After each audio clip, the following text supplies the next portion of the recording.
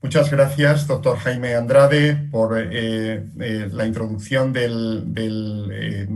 la sesión de esta tarde patrocinada por Gilead, y también al doctor Humberto por la coordinación general de la misma.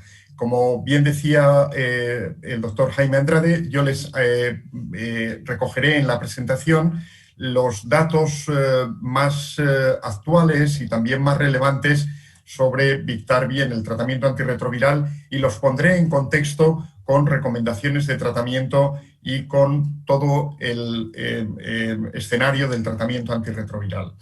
En primer lugar, me gustaría decirles que el tratamiento antirretroviral en general ha sido una historia de éxitos, y las guías, que inicialmente eran timoratas y prudentes porque no teníamos fármacos potentes ni tampoco seguros, eran pocos y además eran muy tóxicos, han pasado de recomendar el tratamiento en circunstancias cuando no había más remedio, que eran evidente la situación de deterioro clínico y de riesgo de mortalidad, a una situación que afortunadamente a raíz del estudio START se recomienda para toda persona diagnosticada de VIH, independientemente del recuento de CD4 y de su carga viral.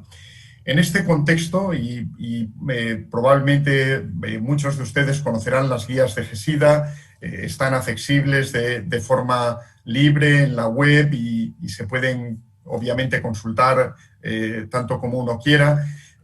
No es de extrañar que, tal como comentaba el doctor Andrade, los inhibidores de la integrasa no potenciados, porque tienen ese perfil de seguridad mayor que evita interacciones y porque tienen también evidencia de eficacia en ensayos clínicos hasta incluso 3 o más años, son las pautas recomendadas en España.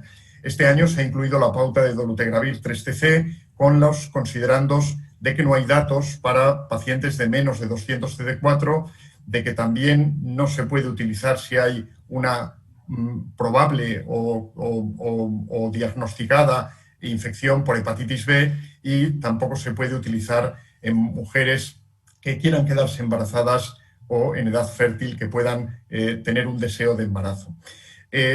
Fíjense que el resto de las pautas son pautas triples, incluyen TAF en su mayoría, excepto el combo de dolutegravir, abacavir 3TC, y la única que no tiene comentarios, la única que no tiene peros, es la pauta de bictegravir FTC-TAF. En otras guías importantes, tanto internacionales de la IAS, la guía americana de HHS y la guía europea de EACS, que también pueden ser consultadas de una forma libre, también bictegravir FTC-TAF aparece en todas ellas de forma invariable con la máxima evidencia, y lo que cambia son los compañeros de bictegravir FTC-TAF, que son más restringidos en las guías de la IAS o en las guías de la HHS que en las guías europeas, donde también en algunos casos se pueden incluir pautas incluso que contienen fármacos diferentes a los inhibidores de la integrasa, aunque la integrasa es la primera opción recomendada en todas ellas. ¿Y por qué bictegravir FTC-TAF tiene, digamos, esta posibilidad de ser recomendado de forma preferente?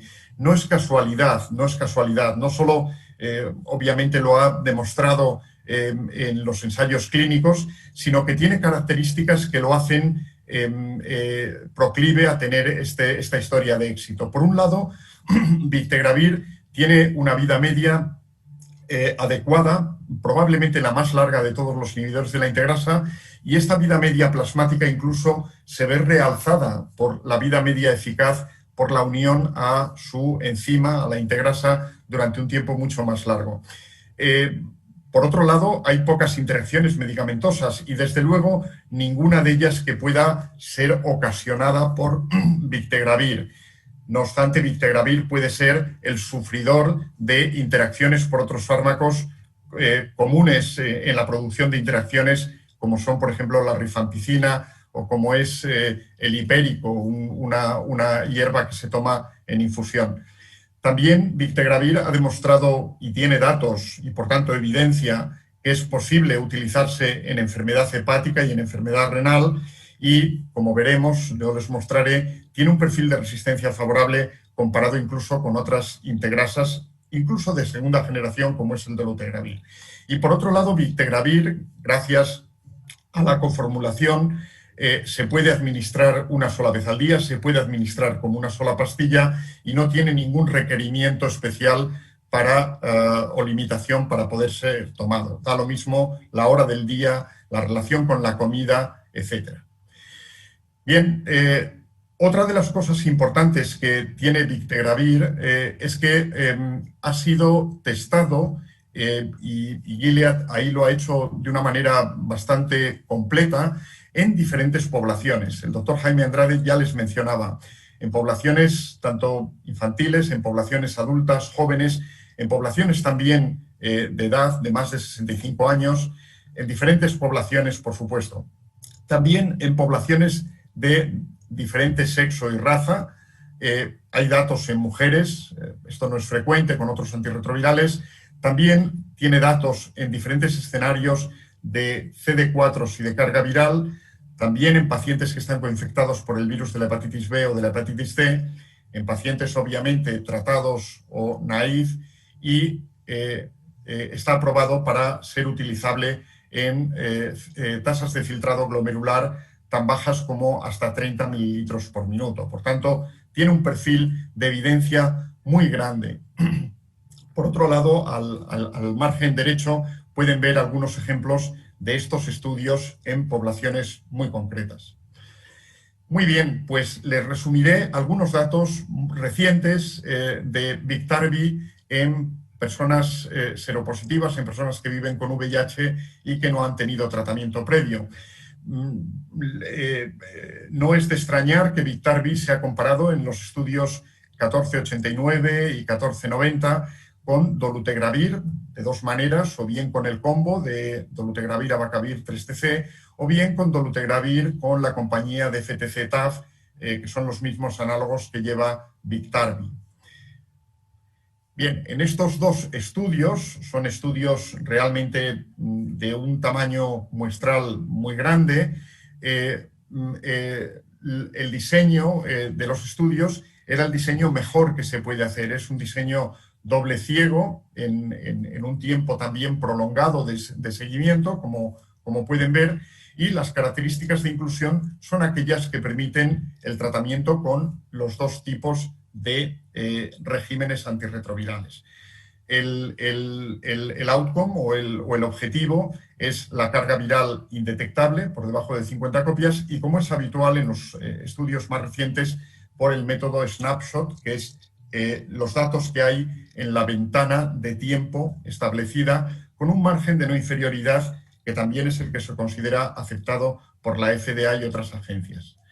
Pues bien, aquí pueden ver, tanto en la parte de arriba, con el combo de dolutegravir, abacavir 3TC, como en la parte de abajo, la combinación similar, pero solo diferente en Bictegravir o dolutegravir, y a lo largo de la semana 48, 96, 144, resultados muy buenos los dos, muy similares, y que permiten decir que Bictegravir FTC-TAF no fue inferior a los regímenes de dolutegravir en adultos. Es llamativo los datos, por ejemplo, de tolerabilidad también, buenos en términos generales, pero si me permiten, en cuanto a efectos secundarios de cualquier índole, hay un número menor en Bictegravir que en dolutegravir abacavir 3TC, no así con la otra combinación, y esto probablemente en un estudio que es ciego hay que darle importancia. Y puede que no sea baladí porque abacavir, que va contenido en el combo de dolutegravir, puede tener más molestias, sobre todo digestivas, también mareos o otras alteraciones del sistema nervioso central. Por tanto, es un dato a tener presente. Respecto a la seguridad renal, fíjense que tanto con uno como con otro tipo de combinación hubo una disminución del filtrado glomerular. Esto no es esperable, no es inesperado. ¿Por qué? Porque ambos, bictegravir y dolutegravir, tienen un cierto efecto de inhibición de la secreción tubular de creatinina, de tal manera que los niveles de creatinina resultan más altos de lo que sería espontáneamente encontrado, y ya saben que el cálculo del filtrado glomerular que tiene en cuenta la creatinina, al ser más alta, hace que disminuya, pero no es una disminución real, es una disminución cosmética. Y de hecho los biomarcadores renales, que son una evidencia de la integridad tanto de la salud del glomérulo como del túbulo, pues apenas variaron y desde luego no lo hicieron diferente en unas pautas con respecto a las otras. Respecto al cambio de peso, ninguna diferencia. Son pacientes naïf. Es esperable que haya una ganancia de peso y esa ganancia de peso a lo largo del tiempo fue similar. Es llamativo que también los lípidos, que es uno de los parámetros que también se suelen medir y que son importantes en la clínica, no tuvieron diferencias entre las ramas, no tuvieron diferencias, y los cambios que hubo fueron de una magnitud pequeña. Fíjense que para las basales, por ejemplo, en el colesterol de 150 a 160 aumentaron menos de un 10%. Y esto teniendo en cuenta un incremento de peso en el que uno podría pensar que si ese incremento de peso tiene algún sentido desfavorable, realmente el cambio de los lípidos, particularmente de los triglicéridos, que ven que apenas cambió un 5% o menos, no tuvo lugar. Por tanto, ese es un dato muy seguro de todos los tipos de pautas, y en concreto permiten estos resultados decir que bictegravir FTZ-TAF fue similar a las pautas de dolutegravir. Muy bien, como inicio rápido que les ha comentado el doctor Jaime Andrade, hay algún interés y hay también datos. Jaime les ha comentado que en México a lo mejor hay algunas limitaciones que son propias del perfil de pacientes que ustedes tienen y también quizá del tipo de atención. En España también las hay. Desde luego, los médicos que llevamos a pacientes de VIH no somos los que generalmente les diagnosticamos, y el retraso generalmente ocurre entre la institución de diagnóstico y la transferencia al centro de tratamiento. Ahí poco se puede hacer para hacer un inicio rápido, y generalmente también el inicio rápido, al menos las guías de GESIDA, recomiendan un inicio lo más rápido posible, pero no dicen en el mismo día. No va de 2, 3 días, una semana. Yo creo que es perfectamente asumible. Bueno, pues hay algunas pautas que no se pueden utilizar para un tratamiento relativamente rápido.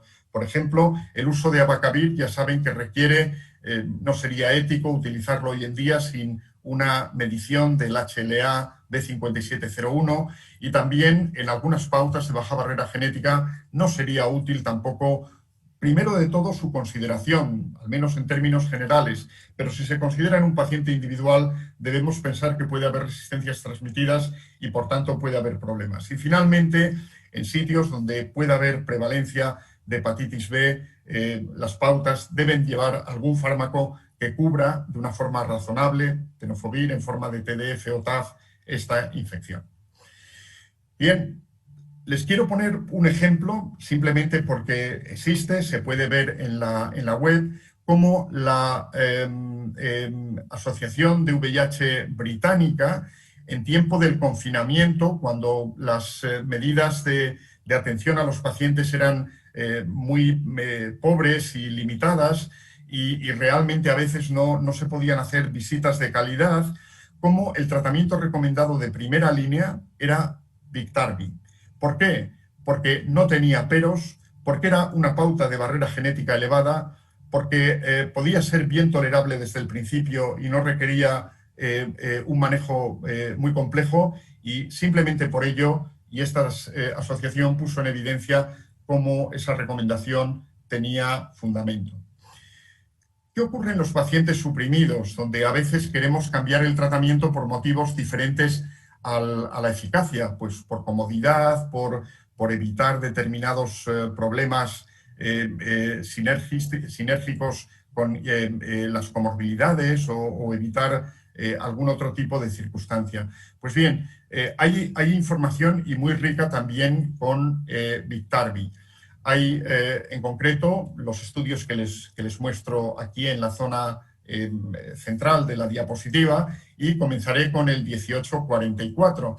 Este es un estudio en el que también el diseño fue doble ciego. Se comparó directamente con el combo de dolutegravir en pacientes que llevaban dolutegravir más abacavir 3TC, que son los componentes del combo, o bien lo llevaban de una manera en forma de combo. El estudio tiene también un tamaño muestral grande, suficiente, para poder calcular la no inferioridad, así como en los estudios de inicio de tratamiento. El objetivo principal son los pacientes que tienen carga viral indetectable. En los estudios con supresión virológica, el resultado principal son los pacientes que tienen carga viral igual a 50 copias o superior. Y el margen es más pequeño que el que se daba para el inicio, porque los pacientes se suponen que van a tener un control mejor. Y el margen que la FDA recomienda de no inferioridad es del 4%. Pues bien, de forma resumida, aquí pueden ver los resultados en la semana 48, donde la no inferioridad con las pautas de dolutegravir se cumplió plenamente. Quiero referirme también al hecho de los efectos adversos y, de nuevo, probablemente la influencia que abacavir tiene en el régimen. Normalmente, cuando en un paciente que lleva un tratamiento y que por tanto es un superviviente de ese mismo tratamiento, los que no lo toleraban ya lo habían dejado, es incluido en un estudio para cambiar tratamiento, lo normal es que los pacientes a los que les toca el fármaco nuevo puedan tener más efectos secundarios, simplemente porque el fármaco es nuevo, es desconocido y puede ser peor tolerado en algunos matices. Pues bien, este estudio, el 1844, fíjense cómo demuestra la bondad de Biktarvy. ¿Hasta qué punto?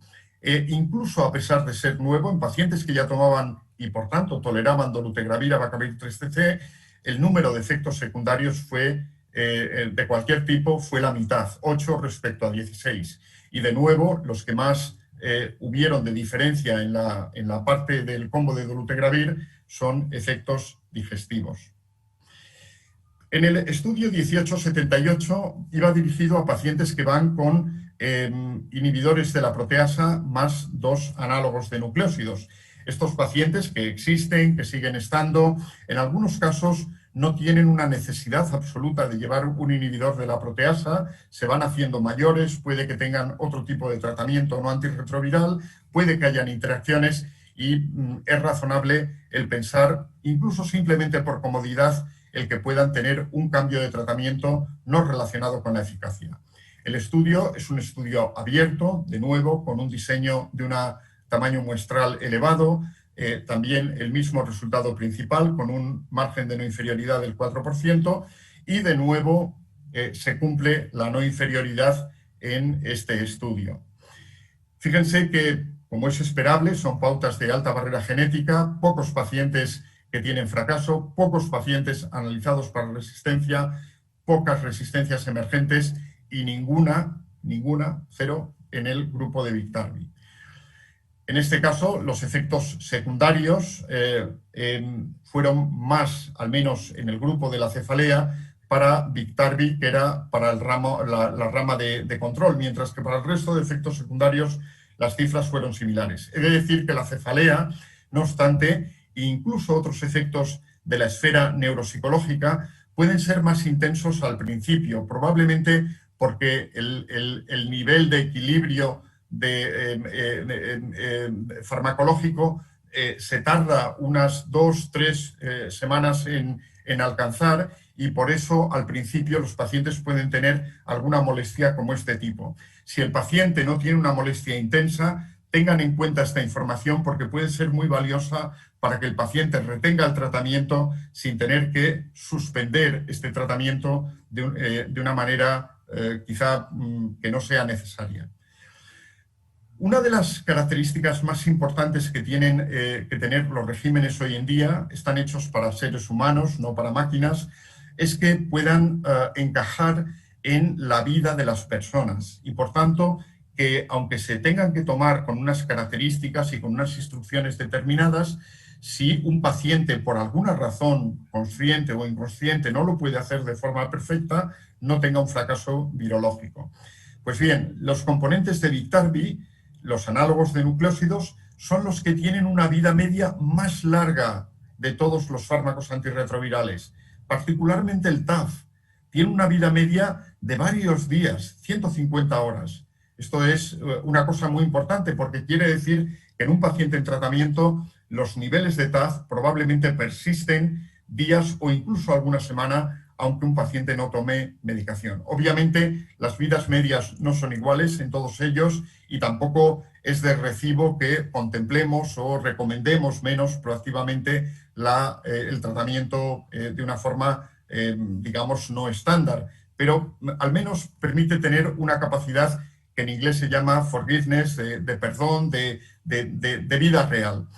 Biktarvy tiene una vida media que no es muy larga, 17,3 horas, es larga, para el grupo de inhibidores de integrasa es la más larga, pero sobre todo tiene una vida real de disociación con su objetivo, con su diana, con la integrasa, que es mucho más larga que la de sus competidores, por ejemplo, otros inhibidores de la integrasa, tanto como más del doble que la siguiente, que es del dolutegravir. Por tanto, esto, junto con las características de TDF y FTC, da una idea de la durabilidad que puede tener el efecto aunque un paciente pierda alguna dosis.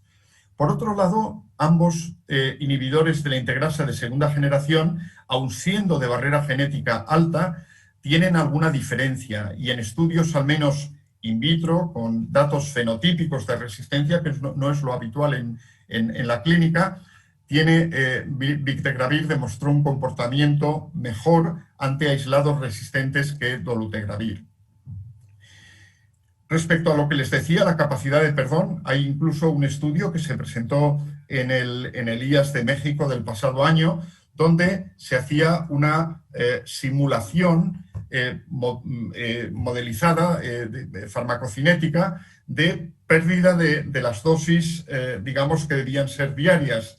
Y se hizo una modelización de una pérdida de una dosis, de 2, de 3 y de 4. Y se vio qué ocurría con Biktarvy y con dolutegravir 3TC. Pues bien, arriba tienen los datos de Biktarvy con 1, 2, 3 dosis perdidas, hasta CMIN2 no hay una evidencia de replicación viral, tiene que haber 4 pérdidas para que haya una evidencia de replicación viral. Y esto con dolutegravir 3TC no era así, y de hecho con una pérdida ya había un 19% de resultados positivos de evidencia de replicación virológica, y con 2 ya había un 100%, algo diferente, de Biktarvy. No solo esto, sino que además en este estudio no solo había más probabilidad de pérdida del control virológico, sino que también había más probabilidad de desarrollo de resistencias, algo que no nos debe llamar la atención porque sabemos que a más probabilidad de replicación viral o de escape viral, más riesgo de que haya aparición de resistencias. ¿De cuáles? Bueno, pues sobre todo de la 184, tanto V como I, que son las del fármaco más débil de la combinación, tanto de FTC como de 3TC, pero también, como pueden ver, alguna otra que era más frecuente con dolutegravir 3TC y que para nada lo era con Biktarvy. También se hicieron estudios y se presentó en esta presentación en pacientes que tenían en aislados que tenían una mutación 184V, que ya saben confiere resistencia a 3TC o FTC, y se puede ver cómo en las diferentes gráficas, arriba Biktarvy, abajo dolutegravir 3TC, se puede ver cómo con diferentes inóculos iniciales, del 0% a la izquierda, del 0,4% con esta mutación o del 4% con esta mutación, el comportamiento fue diferente, increciendo la aparición de replicación viral en la rama de dolutegravir 3TC y, a diferencia de esta, Biktarvy, que tenía un comportamiento prácticamente ideal en todos los casos. Bueno, pues estas características farmacocinéticas, estas características también de barrera genética, son las que explican también, incluso con un comparador de excelencia como es dolutegravir, el comportamiento de Biktarvy. ¿Qué datos tenemos de Biktarvy en la vida real? Hay muchos. El estudio Bikstar es un estudio que todavía está activo, que pretende incluir un tamaño muestral muy grande. Es un estudio de los que se llaman post-comercialización, de seguridad, y intenta tener datos de vida real que las agencias reguladoras siempre quieren y valoran. En este estudio se valoran todos los pacientes que cambiaron a Biktarvy por uno u otro motivo. El objetivo primario es virológico, pero se tienen en cuenta también efectos adversos y de calidad de vida. Los pacientes que se incluyeron, en algunos casos quisieron cambiar el tratamiento por simplificación o por deseo personal, o porque tenían también una necesidad o un deseo de tratamiento temprano, o bien porque tenían comorbilidades. Ya lo pueden ver ustedes en la gráfica de la izquierda. Los fármacos de los que provenían eran sobre todo dolutegravir y también tratamiento con TAF. Probablemente esto quiere decir que eran regímenes multipil, que tenían más de una pastilla, y también probablemente la simplicidad es algo que se valoró. Tienen los datos en carga viral de menos de 50 copias o de menos de 200 en un análisis por protocolo, es decir, de aquellos pacientes que se mantienen en seguimiento, y las tasas son muy altas. A la derecha, las resistencias, prácticamente anecdóticas, permiten decir que Biktarvy en la vida real se comporta como en los ensayos clínicos. Lo mismo respecto a los efectos adversos, al menos aquellos que llevaron a tener una frecuencia importante o que tuvieron una relación con la discontinuación, que fueron muy pocas, 3%, como pueden ver, hacen de Biktarvy un fármaco también muy seguro. Les quiero presentar algunos datos que no tienen relación directa con Biktarvy, pero que indirectamente pueden dar también una perspectiva de su valor.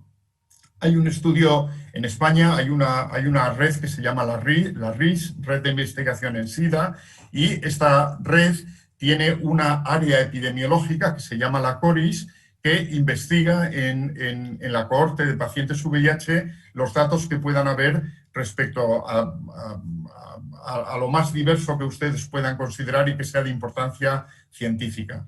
Bueno, pues una de las cosas que se miró en esta cohorte, una cohorte de 8.000 pacientes, eran aquellos pacientes que, llevando 3 fármacos, estando suprimidos, o bien mantuvieron el tratamiento triple, o bien cambiaron a uno doble, o bien cambiaron a una monoterapia, generalmente una monoterapia de IPs, algo que en España no era muy excepcional. Era poco frecuente, pero no era excepcional. Lo que pudieron ver es que en algunos marcadores inflamatorios, la rama de un fármaco tuvo un resultado virológico peor, como es esperable y ustedes conocen, pero las ramas de triple y doble, que tuvieron un resultado virológico similar, cuando se miró de una forma mucho más detallada los entresijos de algunas citoquinas inflamatorias, se vio que al cabo de varios años, de 3, 4 o 5 años de seguimiento, a pesar de una carga viral indetectable en los pacientes que se mantenían, la rama doble tenía unas trayectorias increciendo de estos marcadores de inflamación comparado con la rama triple. Es difícil decir qué traducción tiene esto en la clínica, pero desde luego, bueno, no parece. Hace falta confirmar si esto se ve en otras cohortes o no, y hace falta también confirmar si en los pacientes de hoy en día que llevan tratamiento doble, que puede que sean diferentes a los del pasado, también se reproduce. Pero fíjense que es algo a tener en cuenta. Por otro lado, la cohorte BACH, que es otra cohorte de diversos centros de España, también miró la diferencia que había entre los pacientes que llevaban 2 fármacos y los que llevaban 3, fuera el tipo que fuera. Fíjense que en general los que llevaban 3 fármacos, el tratamiento triple, comparado con los que llevaban 2, tenían algunas diferencias en cuanto a su epidemiología, de características epidemiológicas del VIH. En general, los que llevaban 2 solían ser más mayores, tenían más comorbilidades, llevaban más tiempo de carga viral indetectable, es decir, parecía que tenían el VIH como más resuelto, ¿no? Y por algún motivo, pues llevaban 2 fármacos. ¿Qué tipo de 2 fármacos? Pues muy variado, muy variado. Sobre todo era un IP o dolutegravir más otro fármaco. Y en los triples era dolutegravir o el vitegravir más los análogos de nucleósidos que ustedes ven. Lo que pudieron ver es que la pauta de dolutegravir de doble comparada con la triple, aunque tenía un comportamiento similar en los primeros años, más allá del tercer año tenía un comportamiento virológico peor, ¿vale? Y esto, de nuevo, es una cohorte española. Puede que en otros países o en otros momentos de tiempo no ocurra, porque las pautas dobles hoy en día son diferentes a las que teníamos en ese momento, ¿no? También, no solo les he dicho antes el tiempo para los efectos adversos, pero también el tiempo para el fracaso virológico fue más rápido, fue peor la pauta doble que la triple. Les quiero presentar también un estudio que se presentó en el EACS previo al último, en Milán. Es un estudio hecho en Francia y en Italia, analizando las muestras de microbiología analizadas para resistencias de pacientes con fracaso a terapia triple y a terapia doble. Y lo que ellos vieron es que en pacientes que fracasan a terapias dobles, como pueden ver en el lado derecho de la diapositiva, la probabilidad de que hubiera mutaciones de resistencia era mucho más alta que para las pautas triples y solamente se equiparaba con las pautas triples de inhibidores no nucleósidos que tienen una barrera genética baja, como ustedes saben, y venían a decir que la barrera genética de las pautas dobles, aun teniendo componentes como dolutegravir o darunavir potenciado u otros IPs potenciados, tenía una barrera genética baja.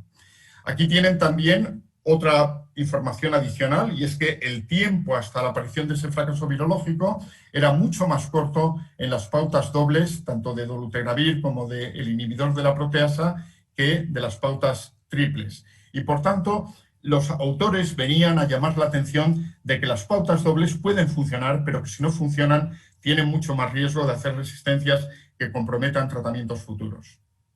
Pues bien, entre el año 96, que apareció el tratamiento potente con el que el doctor Jaime Andrade les mostró la disminución drástica de la mortalidad, y la actualidad, han pasado muchos años, los pacientes han cambiado, son mayores, tienen una esperanza de vida, sin embargo, mucho mejor, y tienen también un tratamiento más sencillo.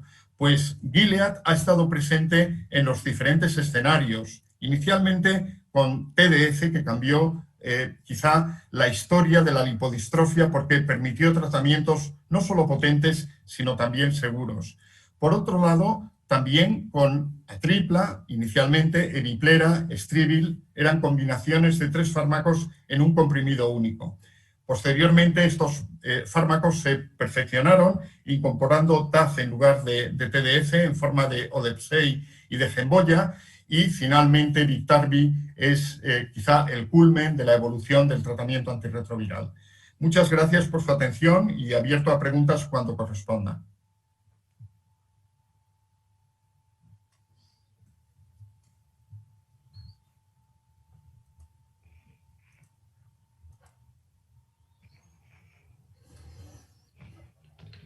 Bueno, vamos a pasar a una sesión de preguntas y respuestas, tratando de aprovechar un poquito el tiempo que nos queda restante, ya que estamos un poquito sobre tiempo. Pero también considero que debemos de aprovechar a los 2 expertos que tenemos aquí. Entonces, vamos a empezar con las preguntas. Una de las preguntas que nos hacen es que si con la evidencia que hay en la actualidad ustedes apoyan iniciar el tratamiento antirretroviral sin exámenes de seguridad, o sea, es decir, meter a los pacientes a inicio rápido, sobre todo en pacientes sin sospecha clínica de SIDA.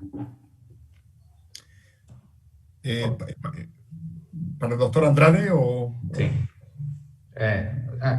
Bueno, sí, me parece que en el escenario, como lo decía el doctor Esteban, y lo que vemos, muchos de los pacientes que aún acuden a nuestras clínicas son pacientes presentadores tardíos, son pacientes que tienen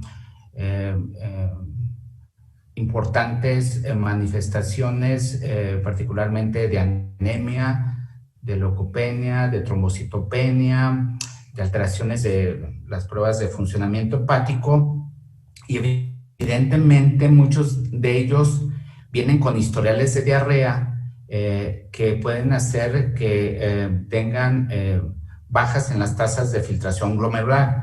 Entonces, coincido totalmente y plenamente con lo que decía el doctor Esteban, que difícilmente por el sistema que tenemos de salud en nuestro país, entre el diagnóstico, el tratamiento y la integralidad que existe, además de a la alta demanda de pacientes y un número no tan relevante de espacios clínicos, me parece que sería muy difícil tratar un paciente sin algunos exámenes de seguridad, incluso sin un buen historial y sin haber descartado una infección oportunista, porque lo que hemos visto son severos cuadros de CIRI, particularmente con tuberculosis, particularmente con criptococosis en nuestro medio e histoplasmosis, que nos podrían hacer que evidentemente tuviéramos ahí problemas. Y si iniciamos con algún esquema de baja barrera en aquellos pacientes que adquirieron una infección con transmisión y que tengan mutaciones archivadas, pues también tendríamos algunos problemas. Entonces, desde mi óptica, la respuesta es no. Desde mi óptica, me parece que los inicios rápidos en aquellos pacientes que tienen ya exámenes previos, bueno, pues se puede dar el mismo día que acuden a la clínica, pero no así los presentadores tardíos. Hay una pregunta que va muy ligada con esta, doctor, y sí me gustaría que la respondiera, doctor Andrade, es que qué estrategias usted tomaría para poder mejorar el acceso rápido en las clínicas, que habitualmente sabemos que las clínicas de atención VIH están saturadas. Ok. Bueno, a mí me parece que lo primero, hay clínicas que lo han demostrado que lo hacen bastante bien. Se pueden tener el nivel de CD4 en el mismo día, en el mismo momento.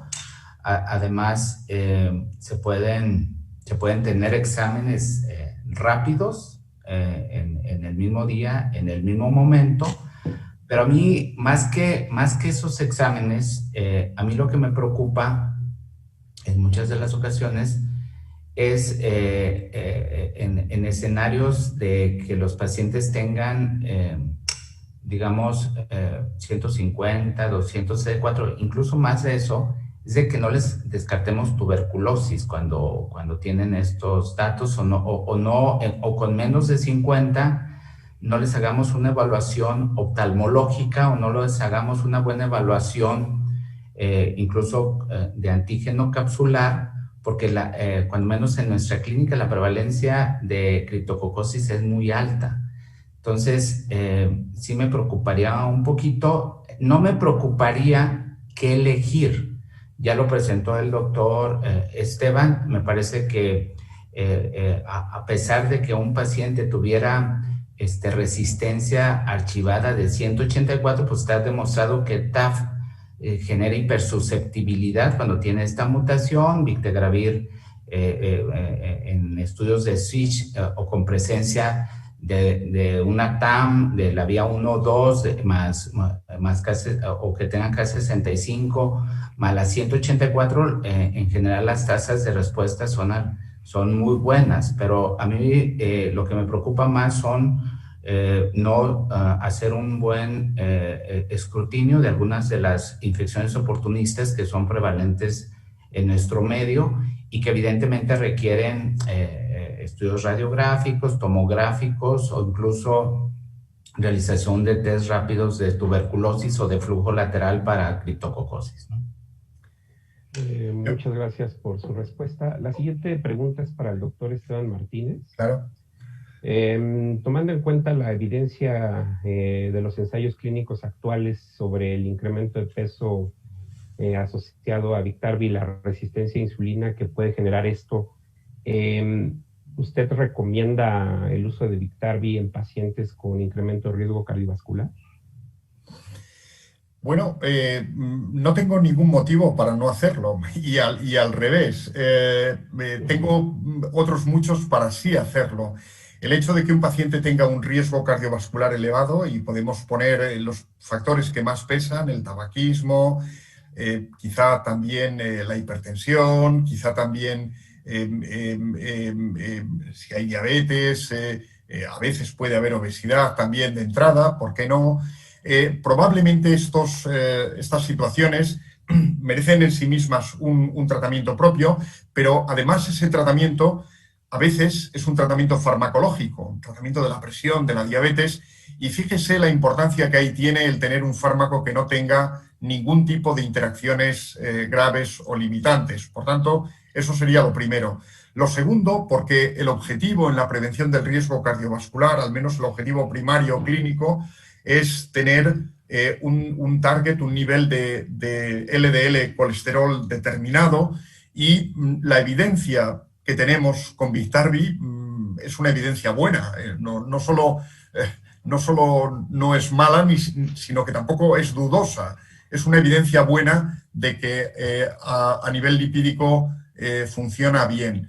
Por tanto, creo que no deberíamos perder la orientación, lo comenté antes en mi charla del peso, de que cuando un paciente tiene un riesgo cardiovascular elevado, cuando un paciente tiene sobrepeso, el tratamiento antirretroviral ni es la causa principal, a lo mejor ni siquiera es la causa en absoluto, ni tampoco es la solución. Por tanto, no nos debemos engañar, aunque las compañías farmacéuticas, unas aboquen a favor y otras acusen en contra.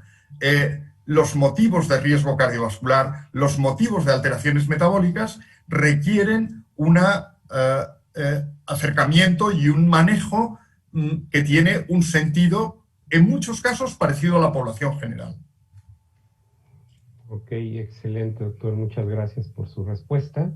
Hay una pregunta sobre el uso de Biktarvy en pacientes con insuficiencia hepática Child-Pugh-C.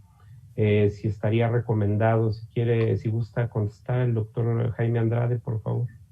Bueno, los pacientes con insuficiencia hepática sí se puede utilizar. En este caso, si es ya sea por alcoholismo o por hepatitis C.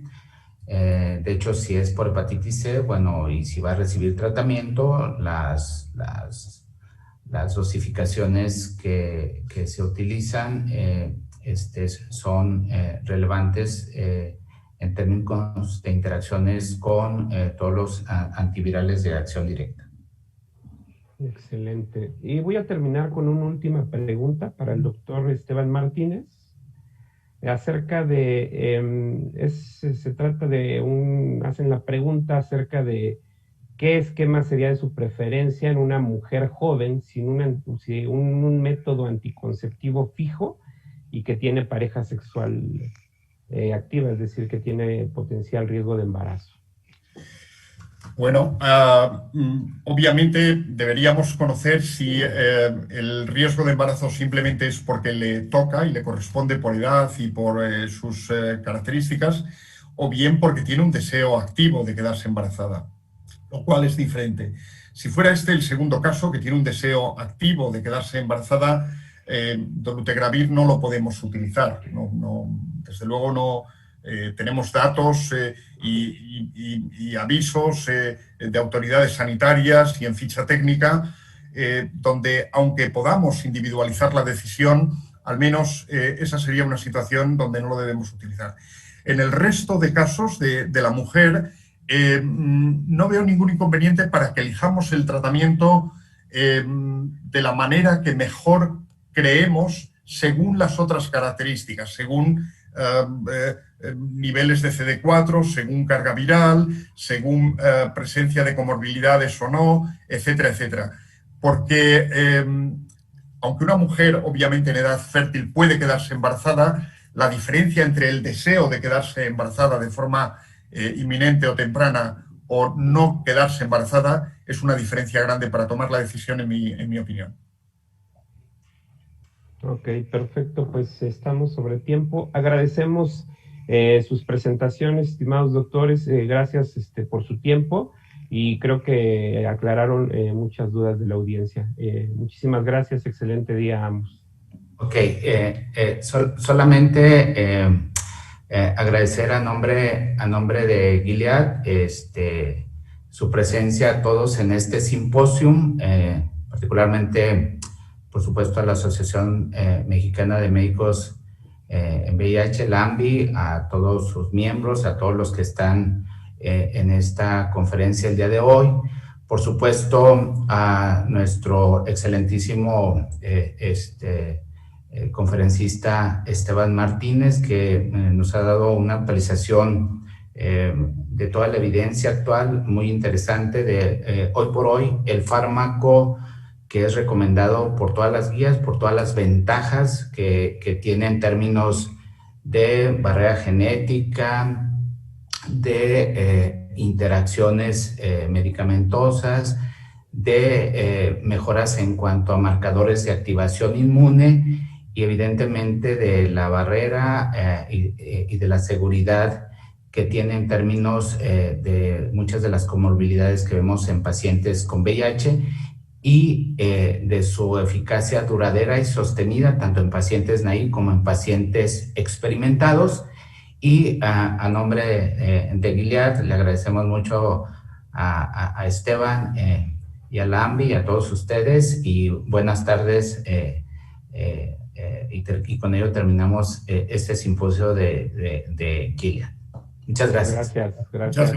Muchas gracias y un abrazo grande para todos. Gracias. Muchas gracias, doctores.